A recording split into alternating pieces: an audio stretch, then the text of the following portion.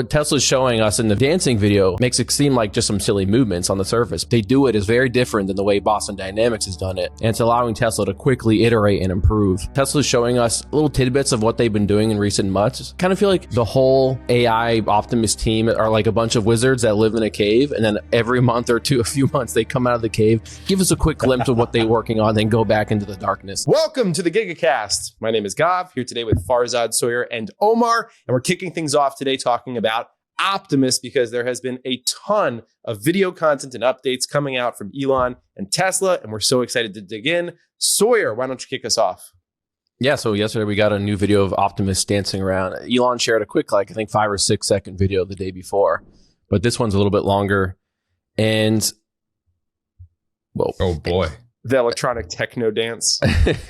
And, a lot of people are saying that this Optimus video of it dancing isn't really that impressive and that Boston Dynamics has been doing this for years.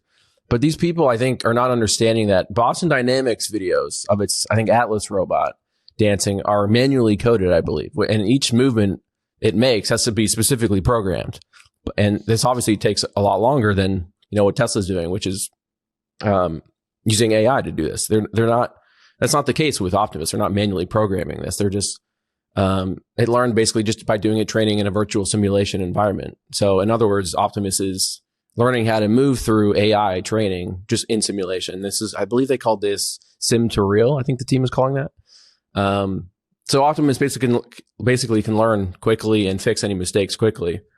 And lastly, I think Milan Kovac, who is the head of the Optimus program, I believe, he touched on a couple things that I feel like are important to go over. One is zero shot transferred to real. And then second is domain randomization. And zero shot transfer to real, this is behavior learned in simulation, which was applied to the real robot itself without additional training or fine tuning. And which basically means it's working in the real world for the first time. And then domain randomization is a technique used to make AI more robust by exposing it to a variety of different environments in simulation. So it performs well even when the real world isn't exactly like the simulation. And I think what Tesla's showing us in the dancing video, makes it seem like just some silly movements on the surface. But the way that they do it is very different than the way Boston Dynamics has done it. And it's allowing Tesla to quickly iterate and improve. And I think, Tesla's showing us little tidbits of what they've been doing in recent months. I kind of feel like the whole AI Optimus team are like a bunch of wizards that live in a cave, and then every month or two, a few months, they come out of the cave, give us a quick glimpse of what they're working on, then go back into the darkness. And so we're sort of seeing get that 2 hours now. of sunlight and then go back in. Yeah. And they all come, you can see, I saw dozens of posts from the whole team. They all come out at the same time. Look at where this is sim to real, but it's cool to see what they're working on. From what I understand, they're going to be showing us more in the coming weeks, heading into next month. So we should get some more cool videos. But yeah, Evan, I don't know if you can pull up the video I showed where it's a slow motion dancing. Yeah. But you can see the balance control is really good. So this is called the shuffled, I think the Melbourne Shuffle it's called, the dance it's doing. Do you know how to do it, Sawyer? Since you're I don't, but my twin brother knows how to do it. And the way he does it, it looks very similar to the way Optimus is doing it. And the foot control looks really good. It looks very human-like. So, and there's no tether. It's not being held up. Right? I noticed that you were pointing out the toe flick when it comes down as like a big thing. It's got little shoes on this time. So, yeah, it's cool. And so, like, to drive home the point, right? So this is where it gets wild. It's it learned in a very similar way, not exact, but in a very similar way to how the cars drive themselves. It essentially, quote unquote, observed these things and it practiced these things. That's what the RL stands for, the reinforcement learning. So basically retried these things over and over and over and over and over again in simulation until it got it right. And then for it to work as well as it did in the real world, so zero shot, meaning that they just ported it over to the bot and the bot just did it in the physical world, means a couple of things, would show your outline, but it also implies that Tesla has an extremely good simulation that mirrors the physical world, like physics, very, very well, because these are very complex movements. So even a little bit of like miscalculation as far as like how much the arms weigh or the hands weigh or the head weighs or the foot weighs, right? And then your surrounding areas, the type of surface you're dancing on, right? All these little things can can impact what the bot can or can't do. And so if it's able to do something this complex already, and if you sort of like fast forward this, say, multiple years down the road, you have a very direct path to this bot being able to do almost any task. And it just comes down to how good the hand is at manipulating like sensitive objects or things that require a lot of like tactile feedback. And so like this is like one step of many that have to be done that are very difficult to accomplish. But ensuring that you have a very balanced, very capable physical robot that's scalable, that's another piece of this, right? This is a robot that's being designed to be built in the millions of units per year. That's going to be able to do something like this. It's sort of step one, or step two, really. Actually, there's so many steps. The brain, how it can move, and then how it can manipulate with the hands are the three biggest variables, it seems, for this thing to actually be truly useful in the real world. And so seeing something like this from Tesla is like, it's just so exciting, because at surface level, it looks, oh, look at this party trick. But like, there's so much that goes into being able to do that, you know? It's so exciting. Yeah, I really like this. There's a tweet here that I'm also going to drop to you, Evan, to have you pull up, that Omar dropped me from Milan Kovac, that I think really doubles down on why this is so impressive. And one of the things I saw people talking about was how there's no cables, right? There's a different piece to the balancing. There's no CGI to this. Maybe, Omar, you want to speak to this? Yeah, so on the surface, it's a fun dance video. Behind the surface, it's a lot more than just a dance.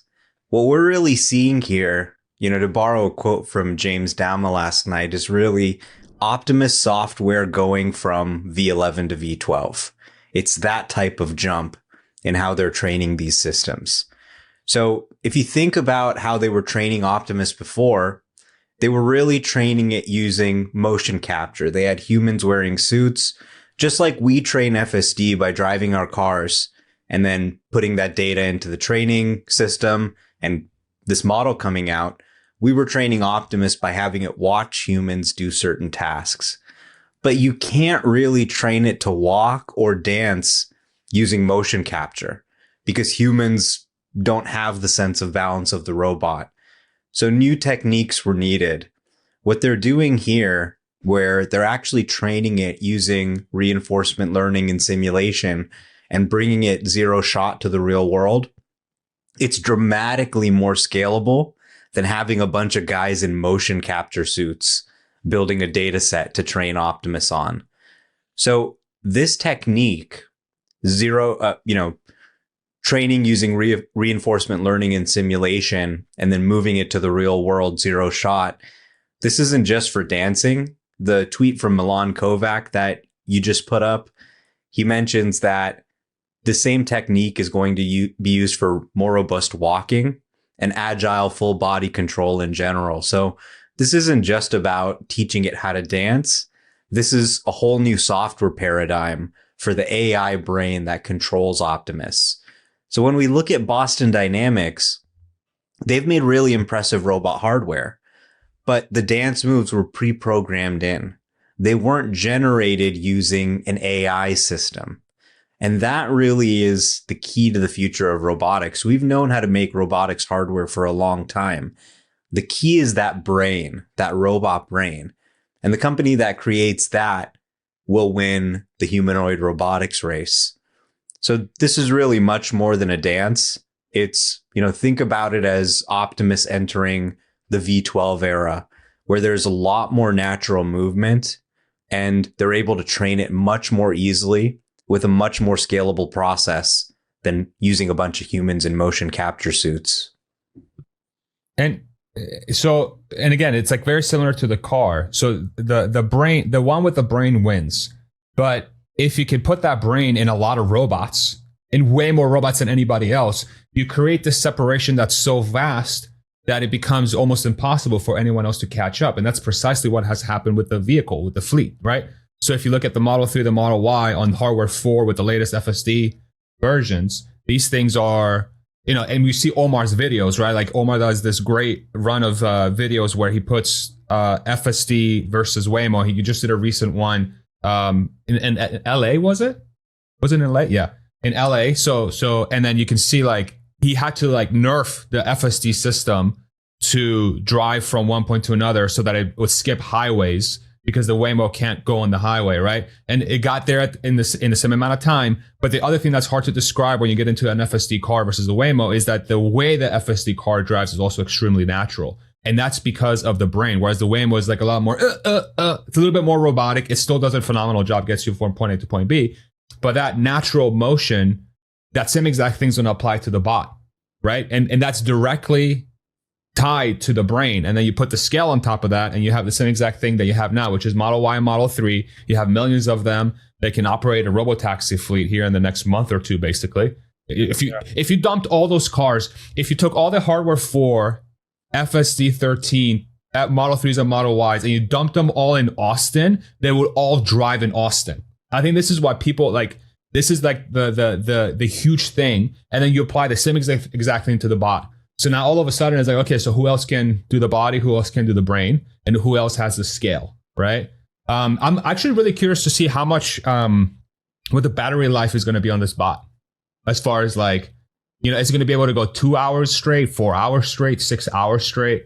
And how quick of a charge it is. I know Elon last night said that they already have these things walking around the Palo Alto office like 24/7 and they charge on their own. I would love to get some like knowledge or inside knowledge, you know, as far as like how long the battery lasts. I don't know if they never shared that, did they? As far as how long it's going to last. My guess is they're in a stage where they're iterating so rapidly and the motors and everything they're creating are getting so much more efficient that any figure they would give us right now is going to be maybe pretty different from what we ultimately end up getting as a production unit. But could be wrong.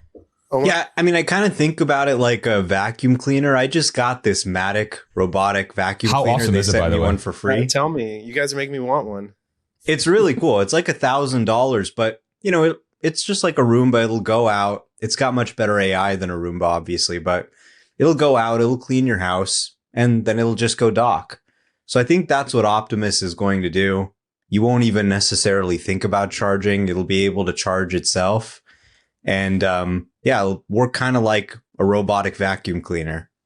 That's what Elon said last night in a post reply to me. He was like, we have a lot of these bots just walking around the Palo Alto office every day. And then when they need to go charge, they just walk themselves to the charger, put their backs on it, and then they just self-charge.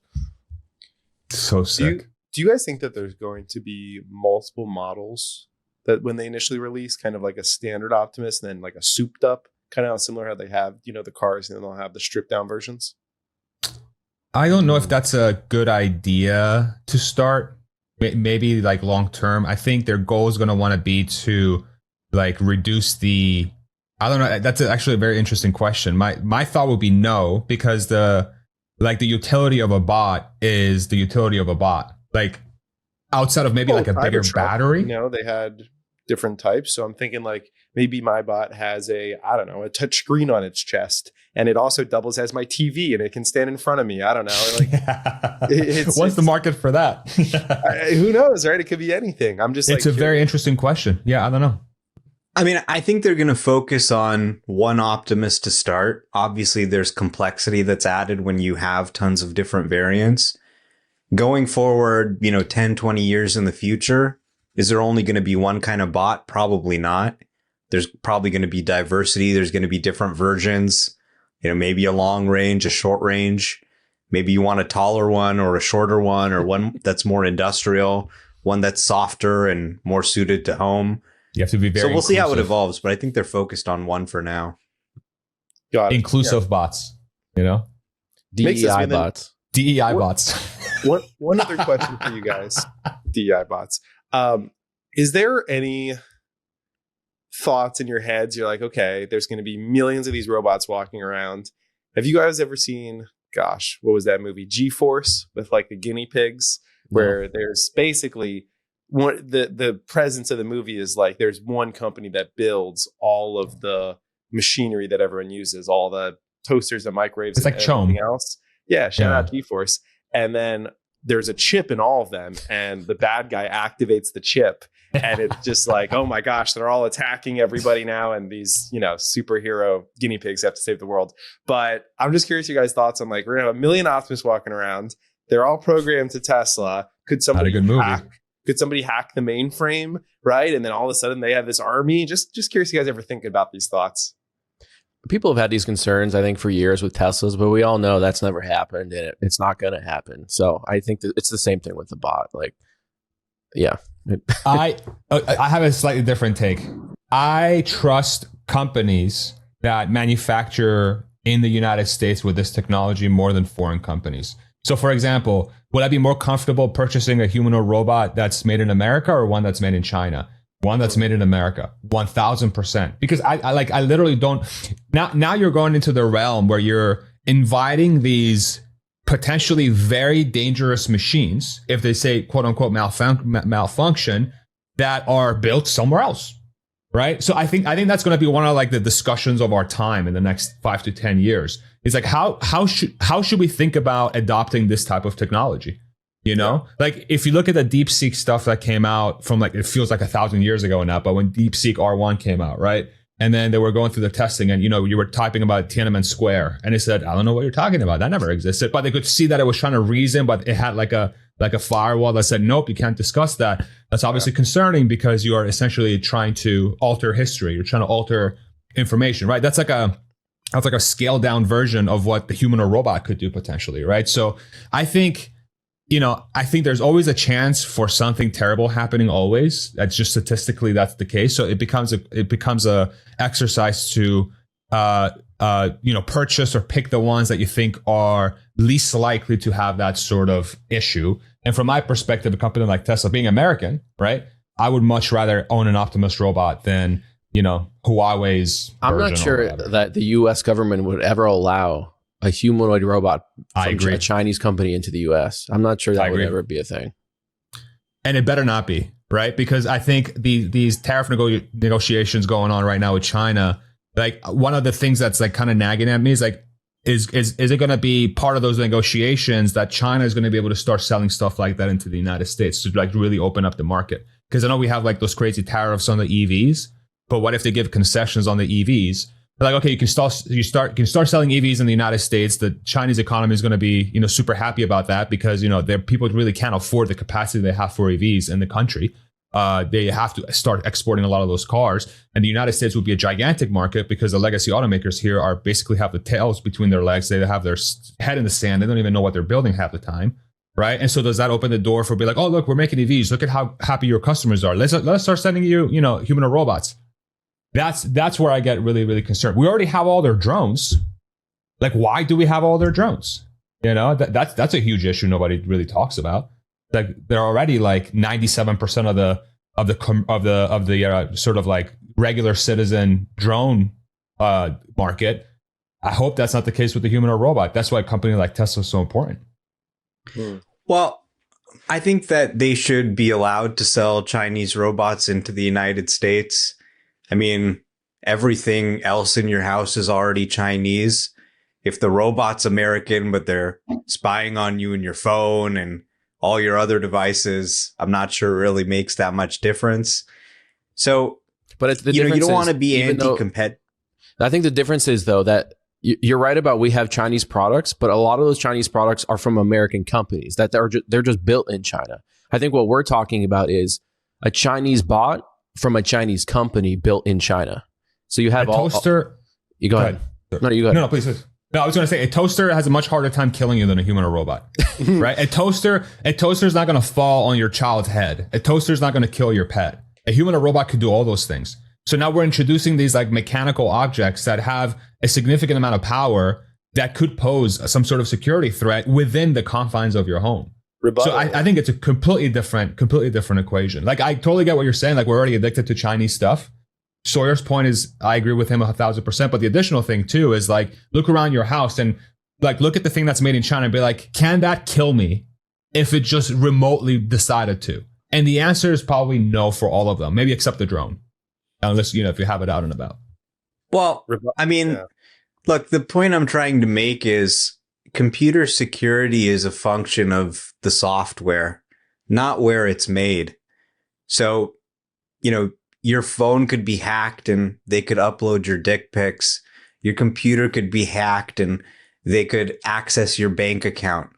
These are all concerns that we deal about beyond the sort of sci-fi stuff of a robot takeover. And the way we prevent these things is, through good computer security practices. So people talk about, what if you just hacked all the Teslas and made them drive into each other? There's no way to do that. There's no way to go over the internet and tell the car to crash into something. All of the AI inference is happening on the device itself. So the way you prevent a robot apocalypse is really good design of the software and chips to be secure, to use cryptography. Whether it's built in the United States or China is really sort of, besides the point. Maybe, if there was some Chinese manufacturer that was shady and trying to slide some chip in there, or there was some Chinese robot, maybe that could be a concern.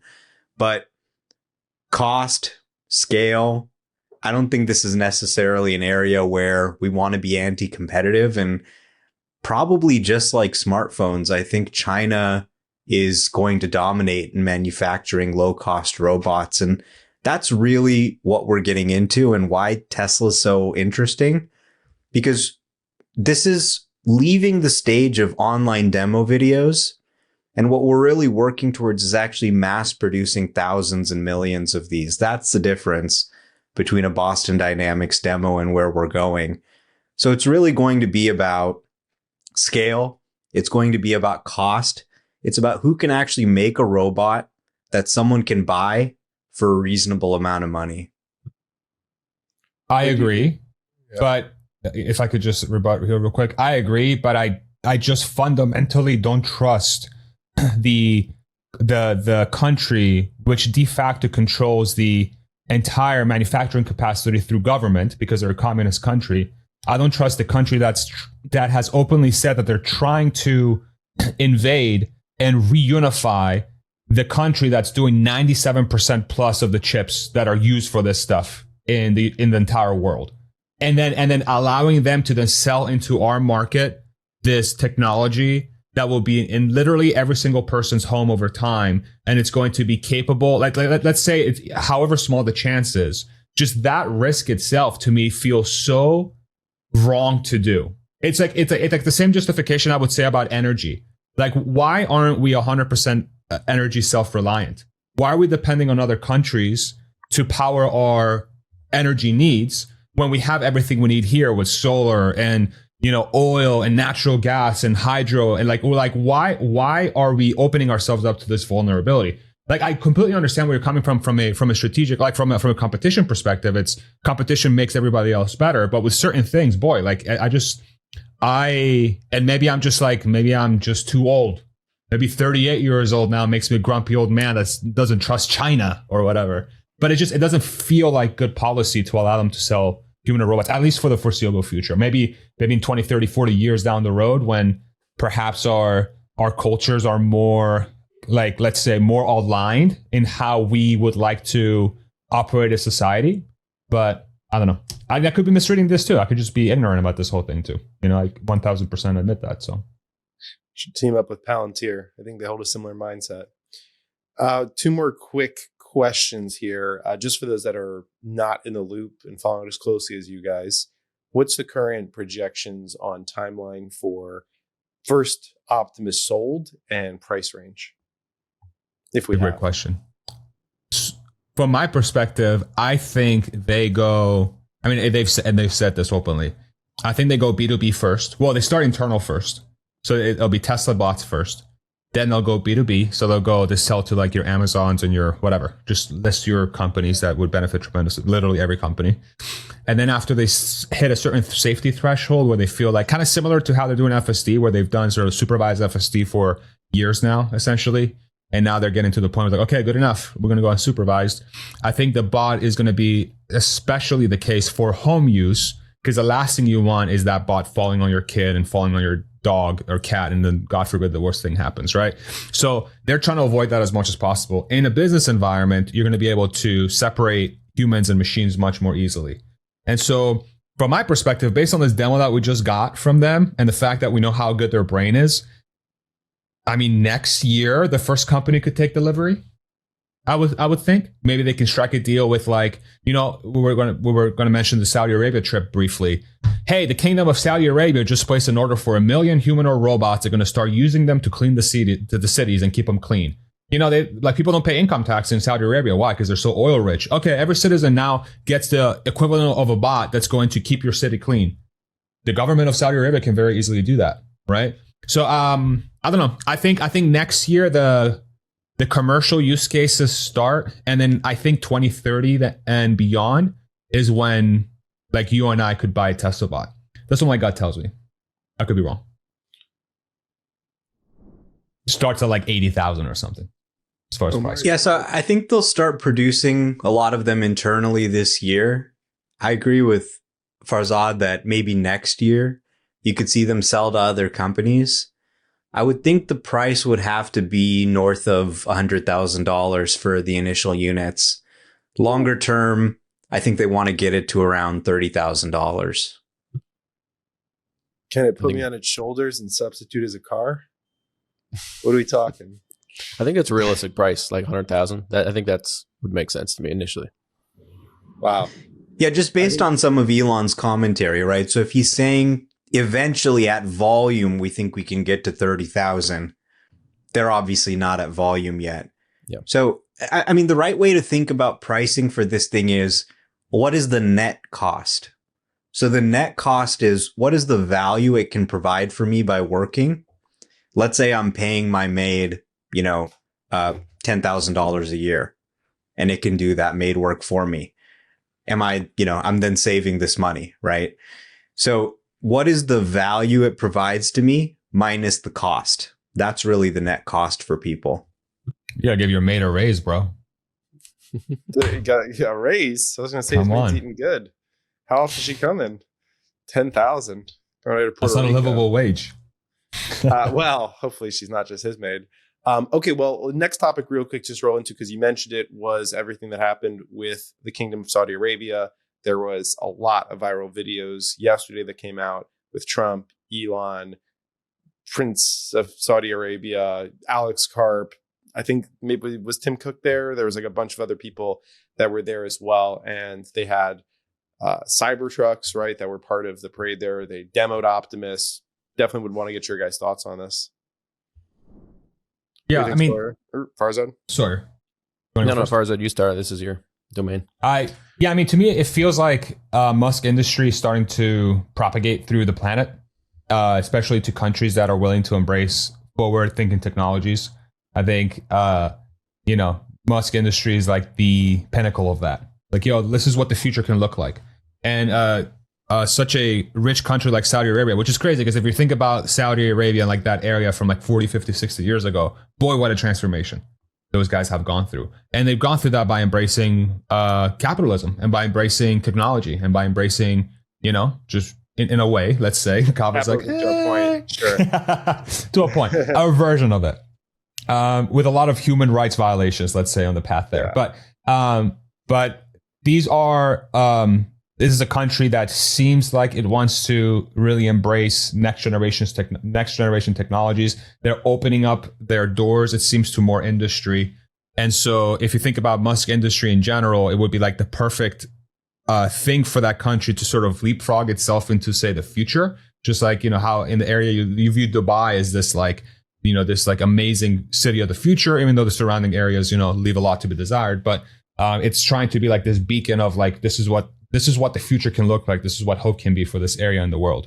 And so, electric vehicles in a super solar rich country makes a ton of sense. That same solar rich country can also benefit from powering data centers, because again, you can put solar panels down and batteries, and you can power entire AI infrastructure and all the servers and all the compute stuff, clusters with that power.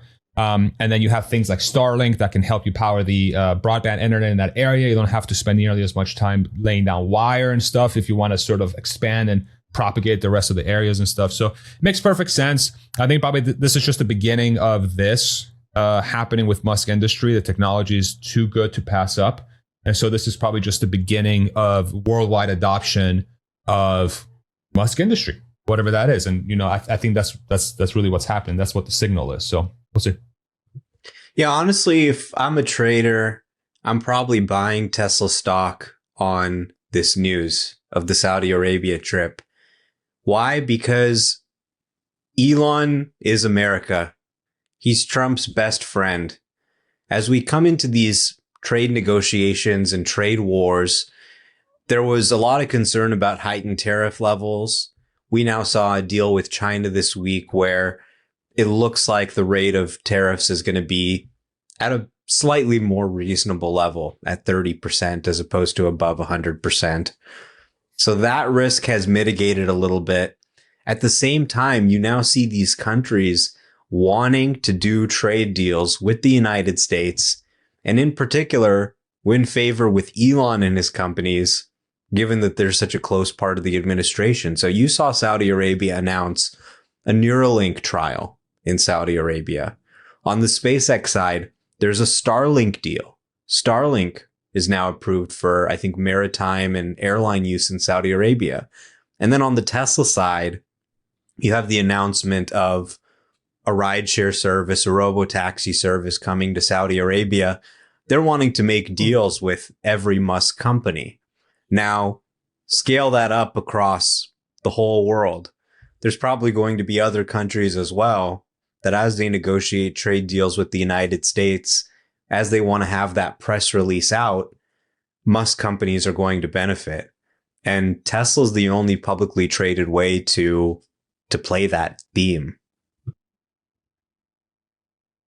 That's a good point, that it is really the only publicly traded way to get the exposure, right? And so that's why you see people flocking to it. And, you know, not to get too into the stock price, but, you know, we're up almost 50%, I think, since earnings, which people looked at as bad earnings, but it's mostly because they're starting to see that bigger picture. Okay. Sorry, did you have any other thoughts on the Saudi Arabia side of things? Not really. I mean, it's a pretty small market. Like, I know Tesla, you know, Cybertruck sales are supposed to start there later this year, but, you know, very, very few EV sales there. Nonetheless, I mean, it's good to see their openness to it and their investment in these technologies, but small market. Speaking of small markets, I just had a question. I saw something about in Australia that they're not going to be selling the Model S or the Model X for quite some time. And there was something in there about right-hand drive or something along these lines. I'm just curious if you saw that and if you had any thoughts on it. Yeah, I don't know how much we really want to dig in that because it's not the most interesting news. But when Tesla launched the refreshed Model S and X in 2021, they opened up orders in the Australian market with the eventual purpose or the intent to sell them in Australia with the right-hand drive version. And same thing with the UK. But that never really ended up happening. And then I think it was in 2023, they just ended up canceling all of the orders because they were like, we're not going to sell these things in the right-hand drive market. And Tesla never really gave a reason. Tesla Australia boss Tom Drew this past week sort of said, it sounds like there was some sort of engineering issue or like they couldn't make them in right-hand drive. I don't know how real that is. And if they could fix that just with the steer-by-wire system in the future, maybe that fixes the issue. I don't know. But it sounds like maybe the Cybertruck will still be able to be sold there. So to me, that sounds like it is maybe just a sort of steering rack issue. I don't know. But it's a small market for S and X sales anyway, so it's not like the biggest deal. But nonetheless, there were a lot of people that were bummed out that they couldn't get these things. Got it. To me, it's Tesla has a they have an issue with the S and the X in the current form because it's, you know, after having Cybertruck for a while and having an X loaner and being in the Model S, like I personally see no reason to own an S or an X unless I want unbelievable straight line speed or I want the Falcon Wing doors. Because even if I want that third row, the Model X is not that much bigger than a Y. So it's like they have this weird lineup problem now where like the Cybertruck is the halo vehicle, in my opinion, for them in a lot of different ways. Maybe not from like a pure like hardcore performance perspective. So what my gut tells me is they're probably working on a refresh to try and get these cars up to be a little bit more separated from the Cybertruck. And then as they're going through that refresh process, they're like, we're not going to be making too many of these anyway, because the Roadster's coming in the next year or two, probably. Hopefully, we'll see if it gets delayed again. And then we already have the Cybertruck, which is our sort of like our halo vehicle. We're going down market like crazy with the 3Y and now the Cybercab and these more affordable vehicles. And so from that perspective, doing a right-hand version creates more complexity in the line. And a low unit stuff that with more complexity, it's like you're adding headaches for no reason. So you're going to be selling so little of them relative to the rest of the lineup. You're going to be like, okay, if you really want an SRX, just buy the left-hand drive one and import it. Just figure it out. It's on you, you know? And I think that's going to be the sort of thought process with the S and the X. It's going to be more niche-y. Yeah. You know how like back in the day, like people would import in like the Skylines and the Supras and stuff into the Western markets in the US from Japan and stuff. It's going to be the same thing with the S and the X, but like they need to make a differentiation between those cars and the Cybertruck. And we'll see what kind of refresh they come out with. My gut tells me probably late this year, early next year, they'll have an S and X refresh of some sort. They can't half-ass this. They got to put in some of the next generation technologies into it, because I know it's an old platform and maybe they just need to, develop a whole new platform to be able to implement some of those things. But right now, like, why would you get an S? I think that they're only doing like 10,000 units a quarter. So that's what, like 40,000 a year. They have installed capacity for 100,000 units a year. So they're way underperforming in terms of demand on those models. And for good reason. They're dated.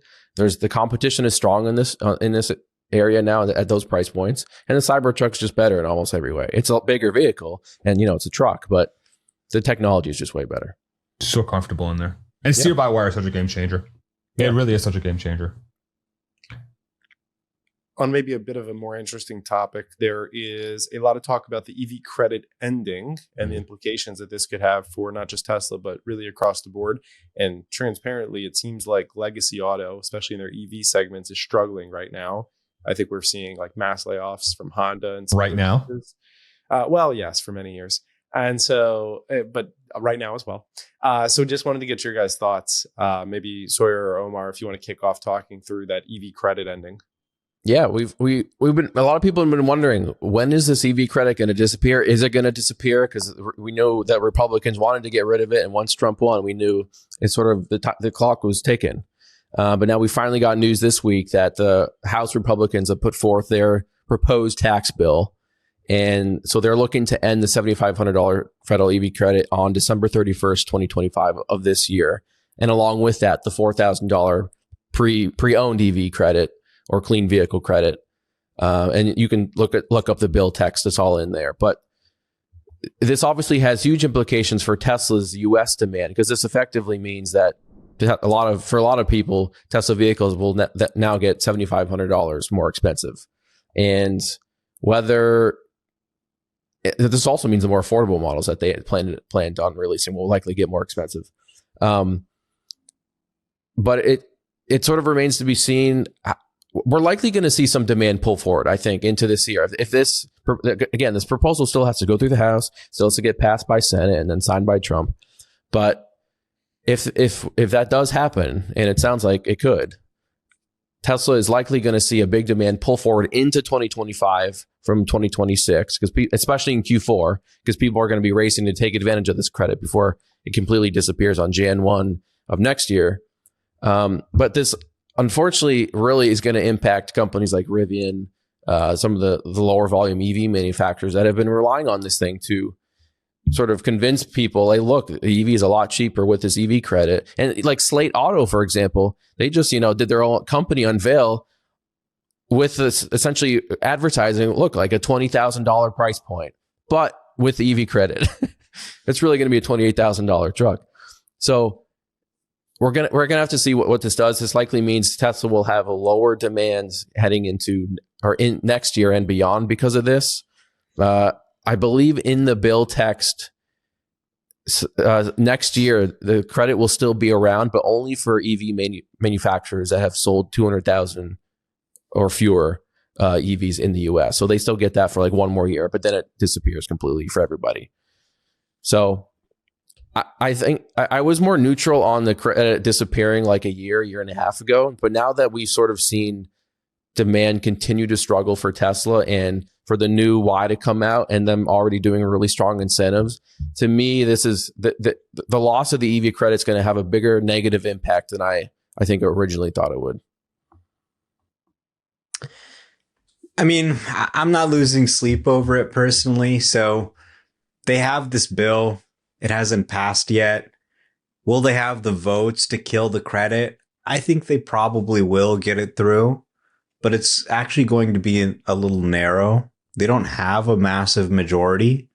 The Democrats are going to be opposed to this. So I think it'll happen, but at the very earliest, it's going to be a 2026 thing, which means you see, I think, some much needed demand pull forward this year. I mean, this is such a good deal. The government just buys you a Tesla $7,500 off at the point of sale. Everyone should be taking advantage of this while they can. It's just amazing. But at the same time, the costs to comply with it have been heavy.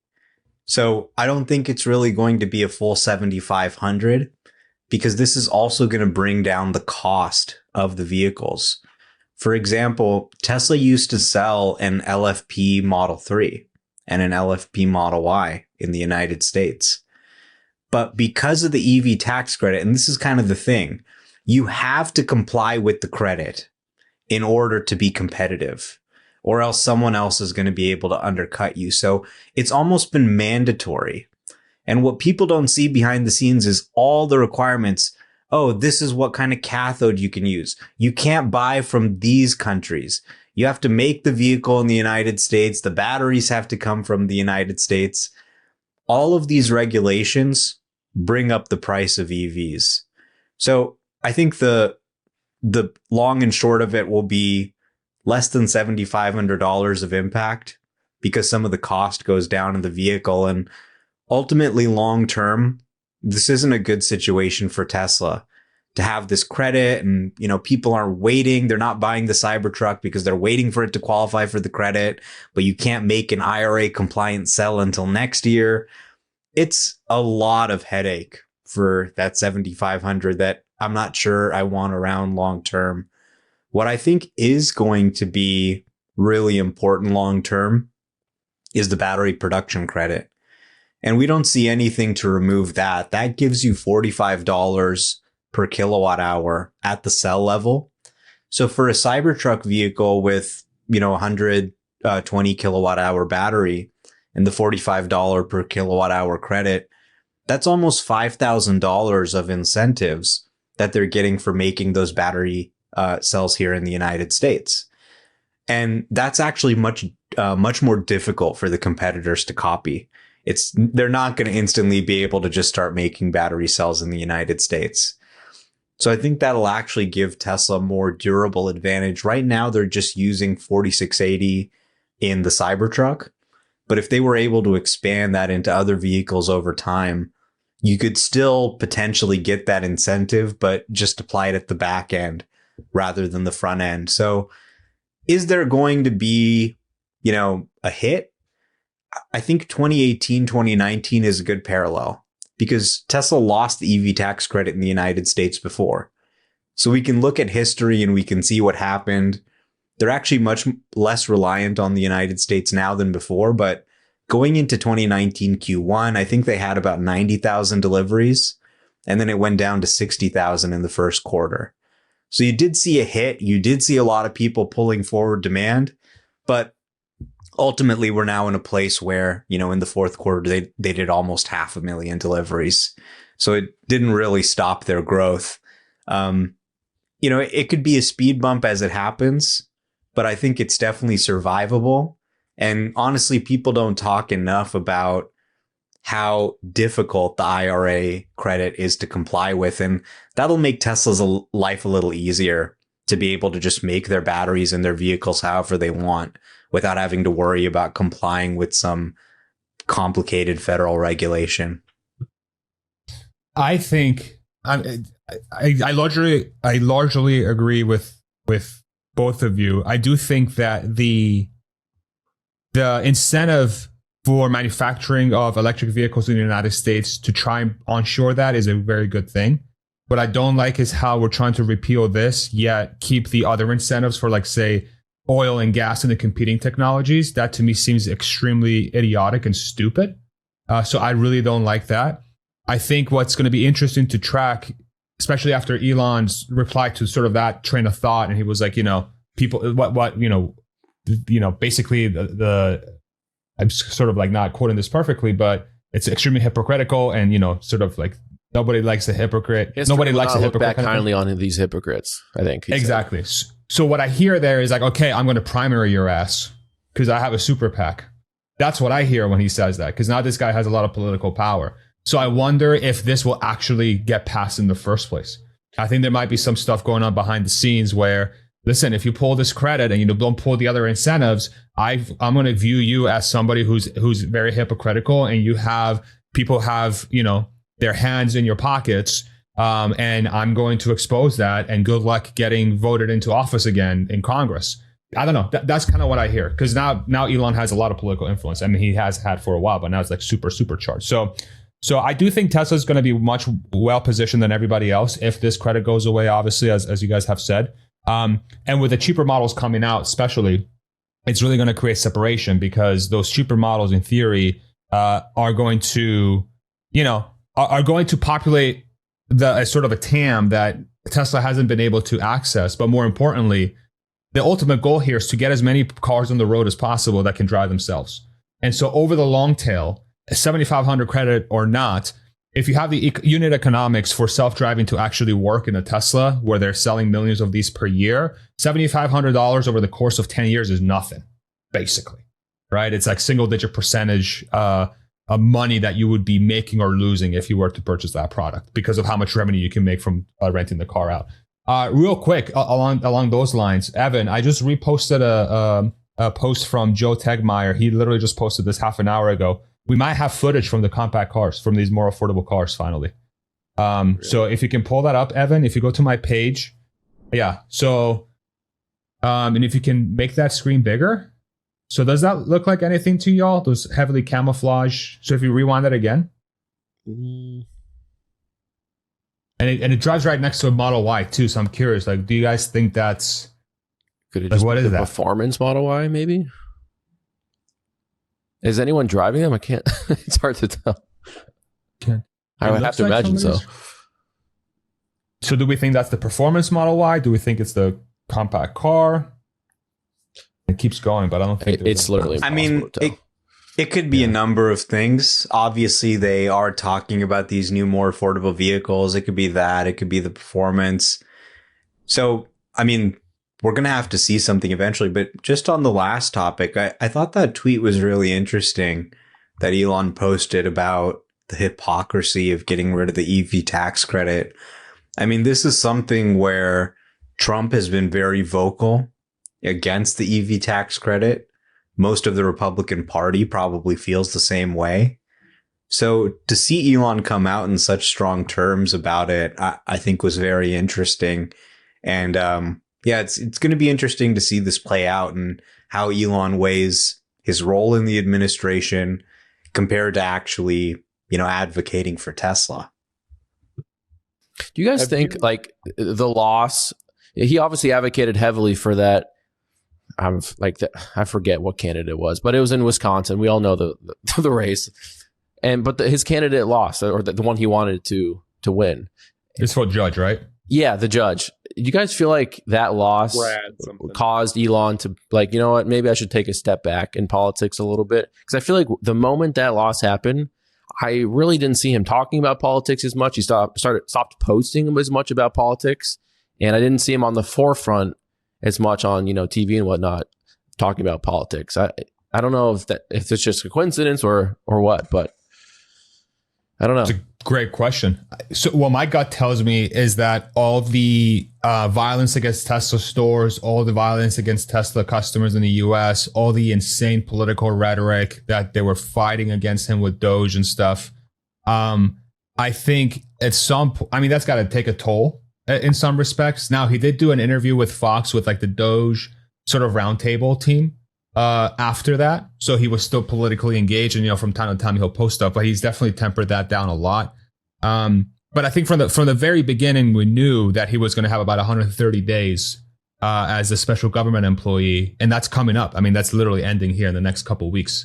So I think it's just a natural progression of that we've seen before, where even when he bought X, is like the first 3 to 6 months, it's chaos as, he tries to get the lay of the land by taking a hammer to everything and exposing all the weaknesses and trying to bring everything to the surface.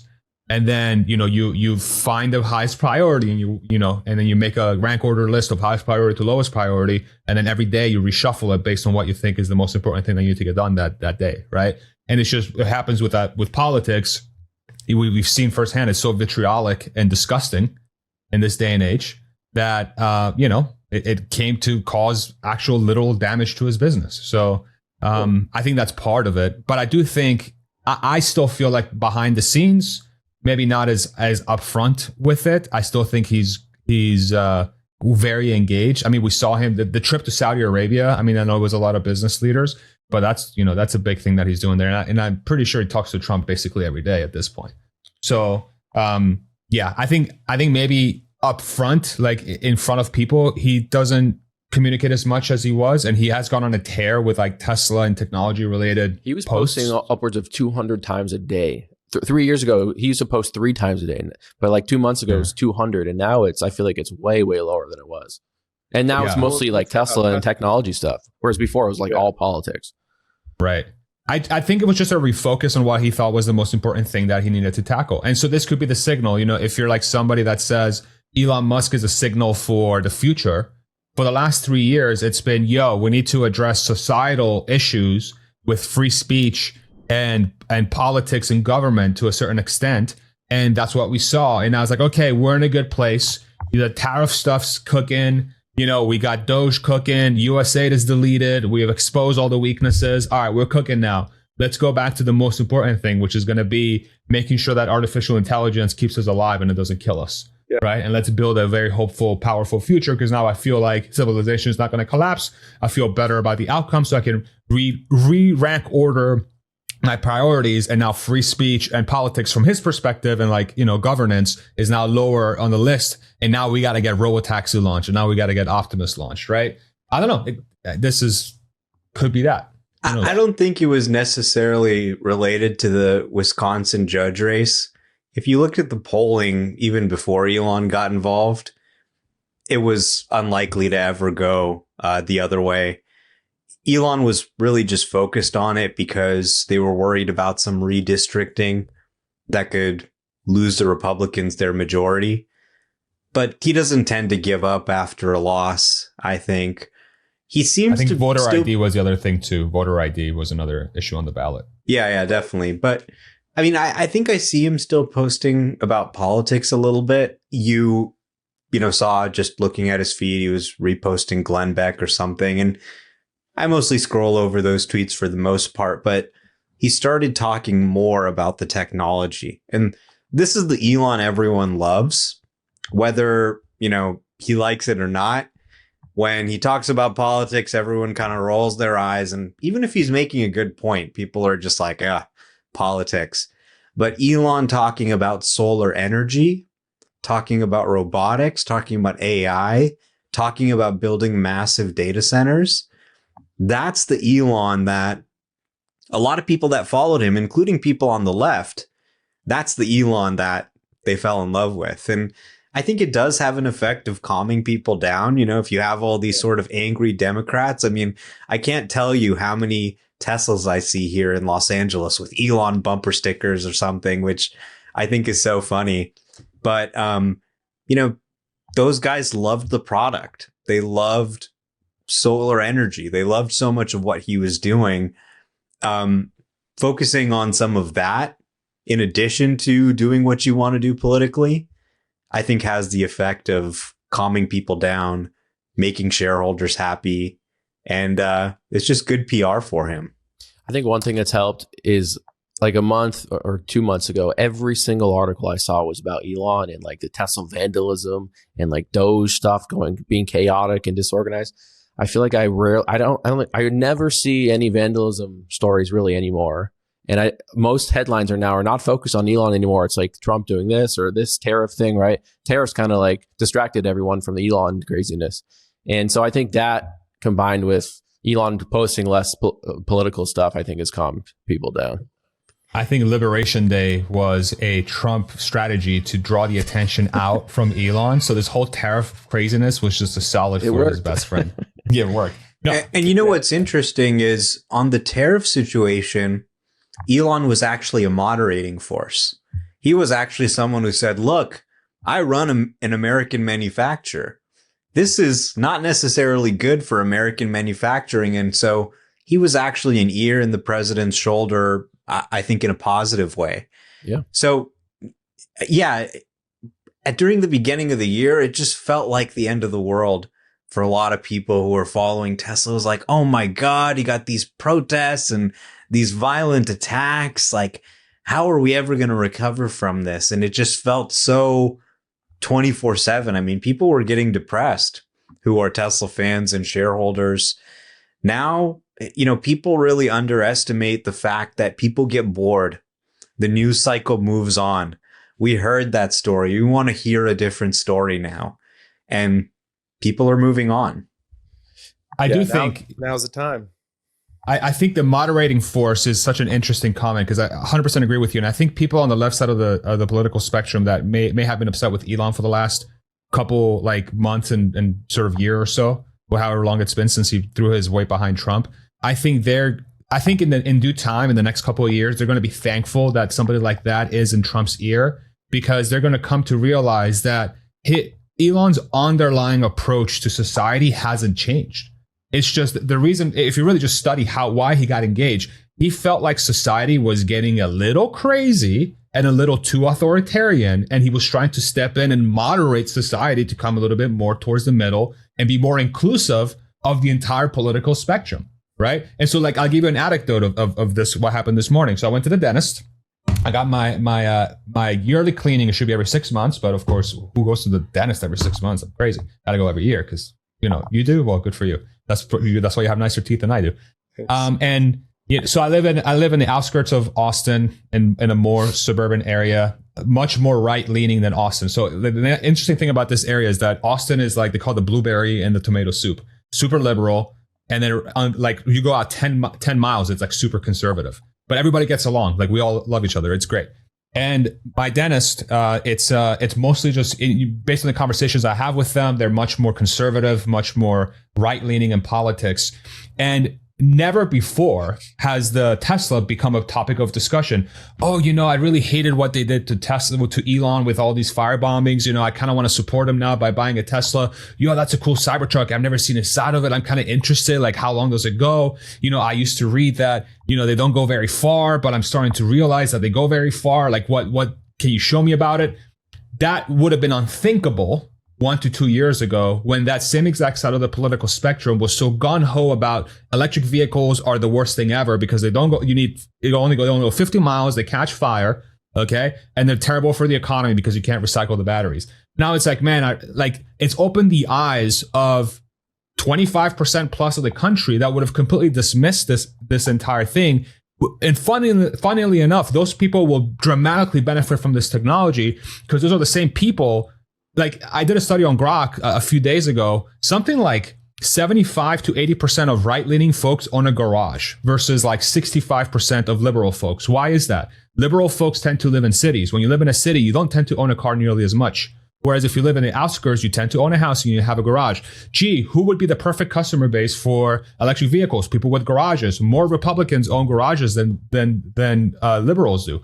So it's like all of a sudden the light bulbs go off. It's like, okay, cool. So this whole this whole premise that a lot of people have been under, that this is bad for his business, is actually going to turn out to be good for the businesses. We just haven't given it enough time. Well, yeah, okay, maybe it's the time thing, because I was going to say it. Yeah, it's great that Republicans are now more open to EVs than they were before, but so far it doesn't seem like it's had a material effect on Tesla sales quite yet. And maybe that will down the line, but it doesn't seem like they're buying. We've seen some posts of Republicans buying EVs, but they're not coming out. They're not offsetting the loss of sort of Democratic buyers. Not yet, but the vehicle sector in the United States. But the vehicle sector in the United States is also really soft. Ford sales are down. Nissan's cutting sales. That too. Rivian's down 20-30%. Like there's a macro thing going on. Like the inflation has gone crazy for the last 3-4 years. You know, affordability is becoming an issue. And now interest rates are like 7-9% for a new car. It's not very affordable to own expensive things right now. So, you know, it would make sense. I mean, as affordable I think it's something that in the future you want both Republicans and Democrats to be buying EVs. But why haven't we seen a massive sales surge from Republicans? I think they need to invest in red states. You need to build superchargers. A lot of these Very true. people who live in red areas, here in LA and San Francisco, there's superchargers everywhere. It's a completely different scenario compared to if you're in Oklahoma or Texas. So massive build out of supercharger, service centers, showrooms, and maybe you can start to see some of that benefit. I think it's a lot of good points. And definitely Elon has been rounding back more into talking about Tesla and other stuff, which means it's the perfect time, Elon Musk, to come join us on the Gigacast as a guest. And Elon must join us. Elon must join us. Really, really good thoughts. A lot covered today. Before we do roll into any final comments or pieces that you guys want to share, just want to do a quick visit to Tesla Corner, sponsored by Jowua. So Jowua, obviously, you guys are probably familiar with them at this point. If you're not, they make the highest quality Tesla accessories. So if you already are driving your Tesla on the daily, you love your Cybertruck like Farzad does, you got your Model Y like Sawyer does, you have the whole lineup like Omar does. Whatever you've got, they have a product that you can put inside of it. Some of the most popular ones we've talked about on here, the table trays that go in, they've got gaming pieces. I'm going to let these guys maybe talk through a few of their experiences real quick about them, but the link is down below. The link is the top comment. It is pinned, or it's the first comment if you're watching on X, and it has a built-in discount code for our listeners. And if you aren't using that link, just type in the code Gigacast and you will get a discount for it. But real quick, just want to hear from you guys. Anybody have any fun experiences in their Tesla this week? Did you guys use any of the accessories? Omar's got a bag.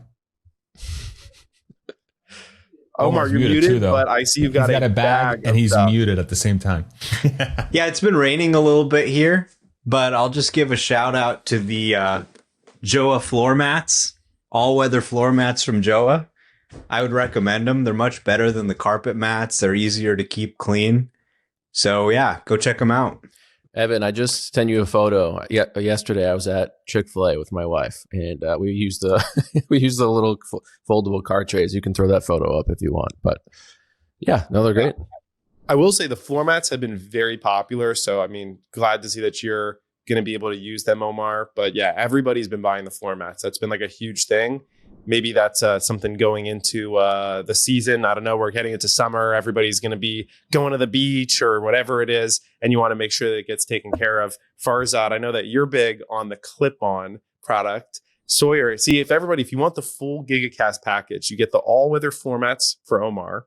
You get Farzad's clip-on that's going to magnetize and hold your phone. You get Sawyer's tray that pulls out. And then for the whole pod, you get the little table that sits on. And then you're equipped and you're ready to go. Okay, dude. So we need to ask Jowua to actually make the Gigacast starter pack, and it should be exactly that. And we should give people like a percentage off if they use our thing, and they get the Gigacast starter pack. We can't forget the tissues, though. That's an important point. That's very true. You know what?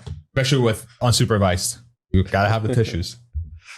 Shout out. I did see the most recent one. Someone bought the gaming control in there. Yeah, I'd love that. Like Gigacast starter pack for your Tesla that just has all of our favorite things.